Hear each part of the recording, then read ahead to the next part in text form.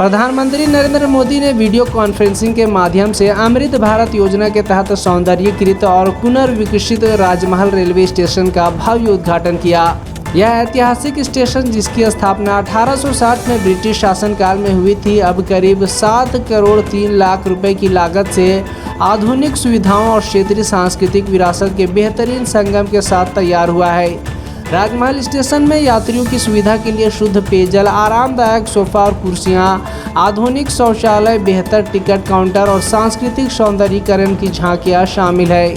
जो भारतीय संस्कृति और स्थानीय विरासत को दर्शाती है।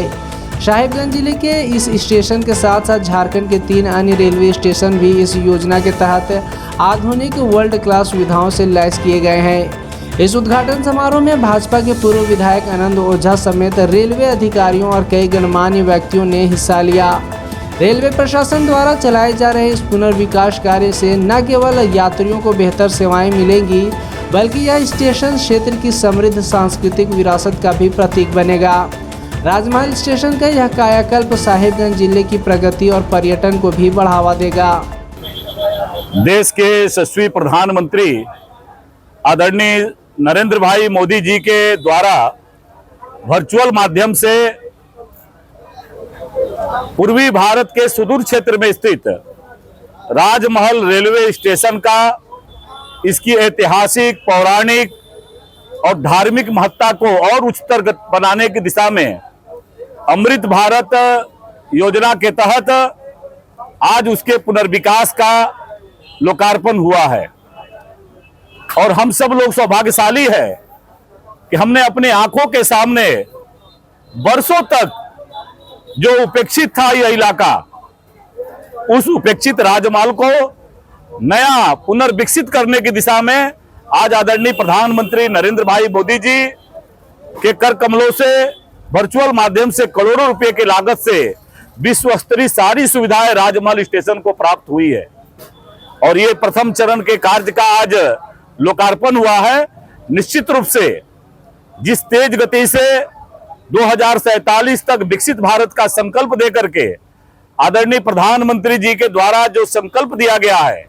जिसके तेज गति से राजमहल में रेलवे के इंफ्रास्ट्रक्चर का विकास हो रहा है, जिस तेज गति से रोड इंफ्रास्ट्रक्चर का विकास हो रहा है, निश्चित रूप से 2047 तक विकसित भारत का जो संकल्प है वह संकल्प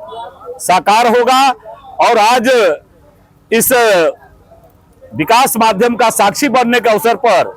राजस्थान के पुण्य धरा से जो माननीय प्रधानमंत्री जी ने देश को संबोधित किया, हर एक भारतवासी का सर सीना से चौड़ा हो गया कि आज बदलता हुआ भारत है, नरेंद्र भाई मोदी जी के नेतृत्व में बदलता हुआ भारत है। जिस भारत के ऊपर, भारत के अंदर कोई अगर आतंकवादी, कोई अतिवादी आंख दिखाने का हिम्मत करता है, तो आज नरेंद्र भाई मोदी जी के नेतृत्व में देश की हमारी सेना अपने शौर्य और पराक्रम के रास्ते उसके घर में घुस करके एक एक उसके अड्डे को मारने का काम करती है, समाप्त करने का काम करती है, आतंकवादियों को और उस देश के पनाहगारों को चुन चुन करके मारने का काम करती है। आज हर एक भारतवासी का सीना चौड़ा हुआ कि आज हमारे प्रधानमंत्री जी ने जो गर्वबोध के साथ जो संबोधन दिया, देशवासियों को संबोधित किया, हर एक नौजवान का, सेना के जवान का, हर एक भारतवासी का सीना गर्वबोध के साथ चौड़ा हो गया। देखिए, मैंने पहले ही कहा कि आजादी के 75 वर्ष बीत जाने के बाद भी मैं भी जानता था कि साहेबगंज अंग्रेजों के समय में ऐसे था, दूसरी रेल लाइन का विकास हुआ था, राजमहल ऐसे था, लेकिन दुर्भाग्यजनक तरीके से इस क्षेत्र के पास रेलवे का जितना बड़ा इंफ्रास्ट्रक्चर है उस गति से विकास नहीं हुआ। आज आदरणीय प्रधानमंत्री नरेंद्र भाई मोदी जी के नेतृत्व में आदरणीय रेल मंत्री श्री अश्विनी वैष्णव जी के मार्गदर्शन में जिस तेज गति के साथ इस क्षेत्र का विकास हो रहा है, निश्चित रूप से और अपेक्षाएं हम सबकी बढ़ी है। आपने देखा होगा, चाहे रेलवे का दोहरीकरण का मामला हो, चाहे विद्युतीकरण का विषय हो, चाहे कई नई ट्रेनों का परिचालन करने के बारे में विषय हो, चाहे इंटर साहेबगंज से हावड़ा तक इंटरसिटी ट्रेन बनाने की बात हो,